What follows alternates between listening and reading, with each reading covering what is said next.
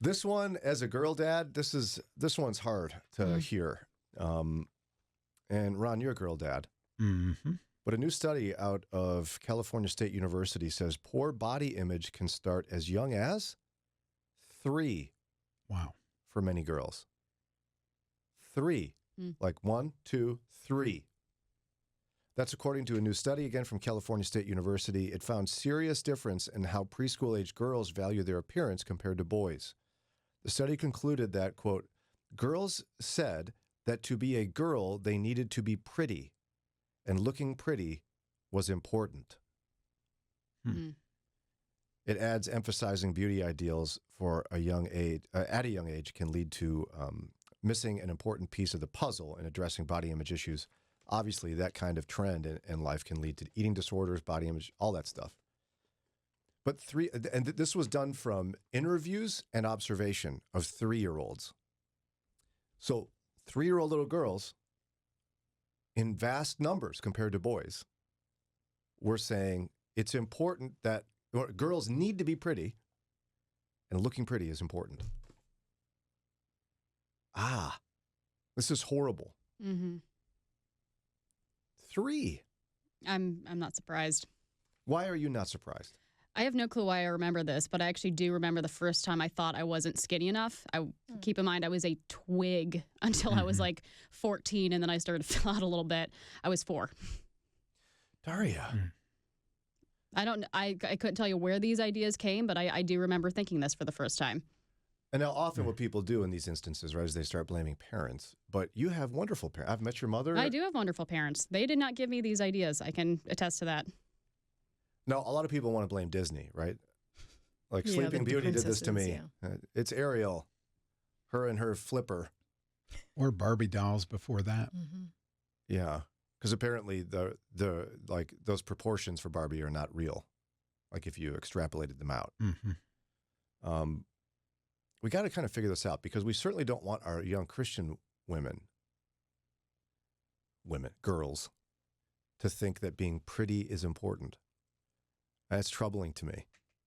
How do we combat this as followers of Christ? What do we do? What message should we send? We'll talk more about that in a minute. A scary piece of research out of California State University that body image issues for girls can begin as early as age 3.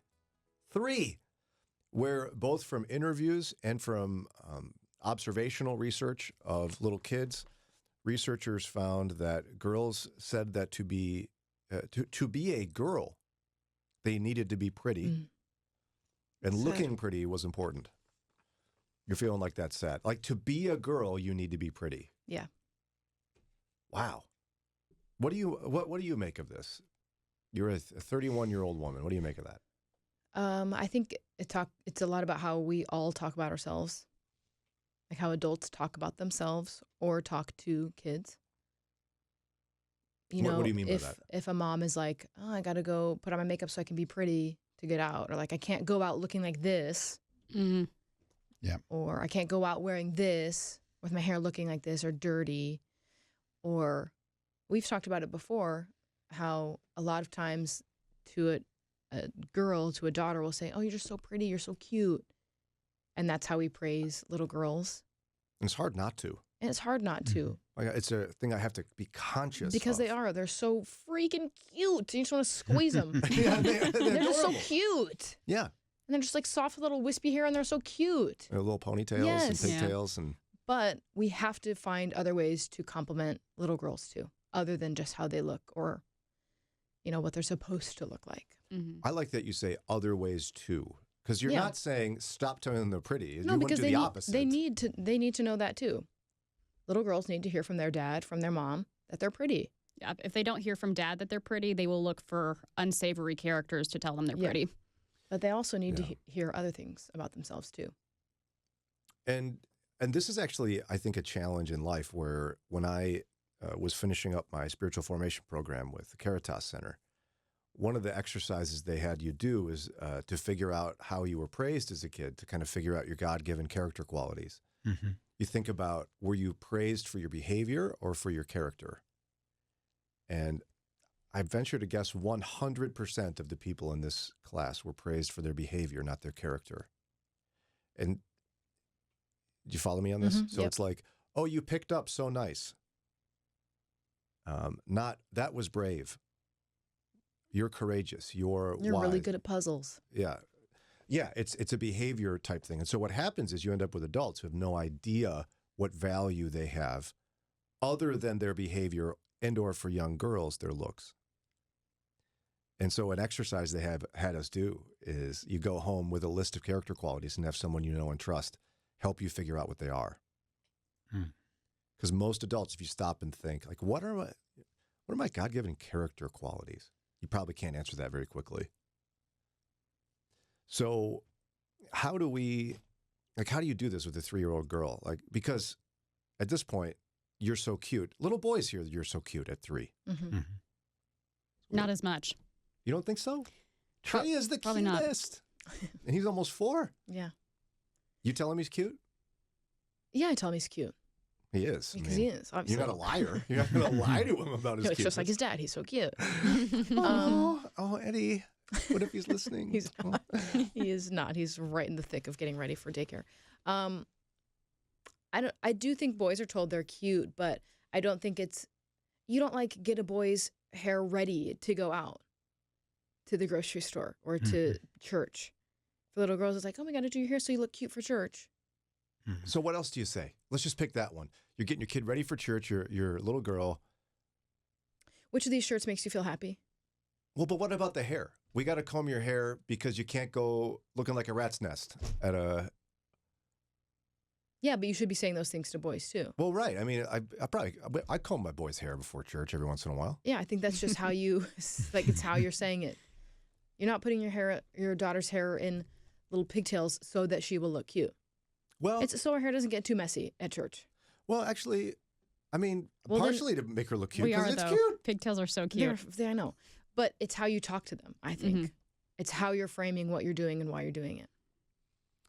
So what would you say? Like, what would you say to a little girl when you're getting ready for church? I'd say, we need to brush your hair because that's how we take care of our bodies. Oh, So I brush like our that. hair. That's good. That's how we take care How of do our you bodies. want your hair? I want pigtails. Okay, great. Let's do pigtails. This way your hair won't get messed up. Oh, that's good. That's how we take care of our bodies. Oh, that's good. Look at you. Really in the thick of it. So You've read some parenting books, haven't you? Yeah. Yeah. Is that where you got that? It's not books, I'll tell you that, but it's probably TikTok? Yeah, Instagram parents, or my sister is a child therapist, so I go to her for a lot of questions. Yeah, and I've talked to Sarah about this. I'm convinced a lot of it actually, and you referenced this, a lot of the issue with 3-year-old girls is going to come from observing their mother. Totally. Because I think a lot of moms will say that, we have to take care of our bodies. And then she'll stand up, look in the mirror and go, look at me, I'm so fat. Yep. Mm. Absolutely. Or, oh, I'm such a mess. I can't go out like They're listening this. to you. They're hearing you. In fact, I think that's more important. Mm-hmm. And I don't think my wife would mind me saying this. There's been a few times where I've had to carefully say to her, be careful talking like that when your girls can hear you. And Ron and I have talked about this before. It's almost as if things husbands say aren't believed. Right. You're lying. You have to say that. You're my husband. Oh, you're so beautiful. Yeah. Yeah. And when we're not lying, we truly feel that you are beautiful. But women are predisposed not to accept compliments. Some women, they just brush them off and be like, no, not really. It's because we've been, whether directly or indirectly, we've been fed different things for the course of our lives. So it's really, really hard to hear something that's opposite of that. So how can a mom or young woman who's has nieces and nephews, neighbors, whatever it is, how can she change the narrative about herself to prevent little girls from feeling this way? That's the hard work. I think we have an advantage as Christians because we can talk about our God-given bodies and how they are perfectly created in His image. Mm-hmm. But how do you catch yourself, though? Right? I mean, I've looked in the mirror and many times, especially in Counseling. the morning, like, whoa, you're a hot mess. Because it's like, No, I am. I think if you've got children, especially young girls, you need to put the hard work in, go to counseling, improve your own self-esteem and image so that those things don't slip out because they will, and your girls will catch it. What about intentionally going out to the store without a full face of makeup? Is that going to help? I don't know. You're looking at the wrong person. I do that every day. I don't know that girls that young are going to even notice makeup. Yeah. I don't know if it's about the makeup. I think it's how you talk. I don't know, though, because I remember when I was in high school, there was one girl who, I mean, everybody went sledding once, and she was late because she had to put on a full face of makeup to go sledding. Yeah, that incredibly full face of makeup where it's obvious you're wearing makeup is not currently trending. So I don't think most young girls are going to even register what they're seeing or not seeing. But even the, hey, we're going to go to the store. I'm just about ready. I'm just going to go quick put some mascara on. Why? I mean, isn't that sending a message? Yeah. And I'm not saying you two do this. I'm just saying rhetorically, like, isn't this sending a message? It could be. So it's like, couldn't you almost empower little girls to not worry about it by being sweatpants girl? Like you were, Lauren, at Moody, where it's like, you know what? You're wearing your sweatpants and a frumpy sweatshirt and haven't put your makeup on. And we're going to go out like this because it doesn't matter. Yeah, because if you're willing to be like that at home, why aren't you willing to look like that out in public? Yeah. To places that you don't need to be a little bit more presentable. But I think to be aware of what your relatives are giving your kids for their birthdays, because young girls are given like play makeup and these really like cute, like there's nothing wrong with cute dresses, but when that's all they get, it sends a message to them. What about, I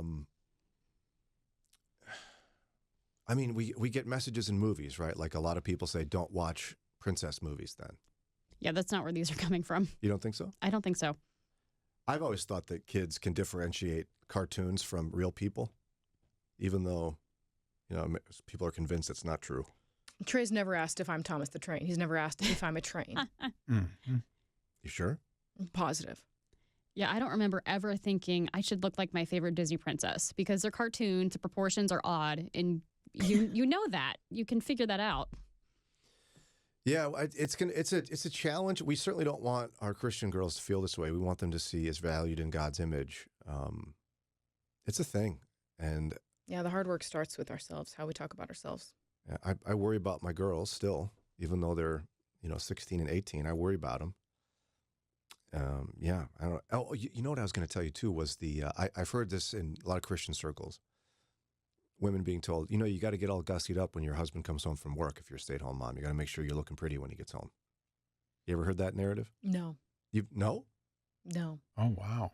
Ron, I'm not crazy, am I? No, that used to be the thing. Well, he's out at work and in the office, all the women are done up fancy, wearing a nice outfit. And you see, you got to not look frumpy when he comes home or it'll be such a dichotomy. He'll naturally stray. Well, that's his own problem, not mine. I mean, you got to put a He's little effort in so strange. you're not looking all kinds of spit up all over you or something. Change your shirt, maybe. That's a no from Lauren. If I'm spit up on once, why am I going to get another shirt dirty? Have you heard this, Daria? I have heard it, but I don't think anybody in current generations subscribes to it. A lot of people listening have heard that theory before. Or we hope, and I'm asking, we hope not, because that's very antiquated and sexist. Well, but the reason I bring it up is because perhaps that's part of the messaging for little girls is you need to get pretty, quote unquote, on a regular basis for people. I mean, if you haven't taken a shower in 2 weeks, your husband might appreciate it, so you don't stink. Yeah, so you don't stink. But for yourself, you wouldn't want to stink too. Yeah, so. exactly. I mean, even for your own well-being, you'd want to, for the health of your body, you want to comb your hair. Mm-hmm. Okay, we've covered that. All right, it's just about 7:30. Perhaps on Friday we'll bring this back up, but it's a thing, and we have to be conscious of it. I've had to be front of mind conscious about this. I would even catch myself occasionally going, "Oh, look at you! You're the cutest in the whole grade and the smartest." That's how it sounded. You're the cutest in the whole world and the bravest ever. Like they get tacked on at the end because when it's front of mind about being cute, it's just like goodness gracious. They are cute, though. God knew what he was doing when he made babies cute. Because they make you feel a little crazy sometimes. I know. But he's like, but it's okay because they're cute. And smart. And smart. And brave. And kind. Yeah, and kind. Oh, you're the kindest and cutest. Emphasis on cutest.